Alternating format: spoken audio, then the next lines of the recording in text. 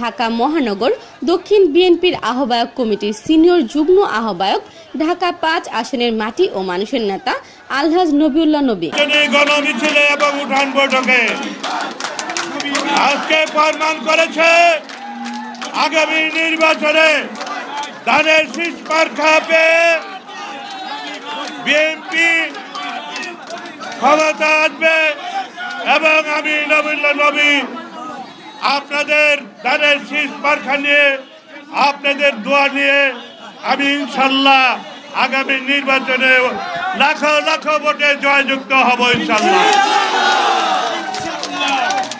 আপনাদের কাছে অনুরোধ রইল, আপনারা প্রতিটি পাড়া মহল্লায় লিফলেট বিতরণ করবেন, নির্বাচনে পোস্টার লাগাবেন এবং বাড়ি বাড়ি গিয়ে স্টিকার লাগাবেন।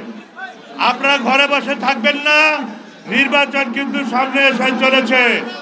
আজকে একটি দল জামাত ইসলামী নামে তারা ঘরে ঘরে গণসংযোগ করছে, তাদের থেকে হাজার হাজার গুণে বেশি আমাদের মা বোনদেরকে দায়িত্ব দিতে হবে এবং বিএনপি অঙ্গ সংগঠনরা প্রত্যেক বাড়ি বাড়ি গিয়ে জনগণের কাছে ভোট চাইবেন, স্টিকার লাগাবেন।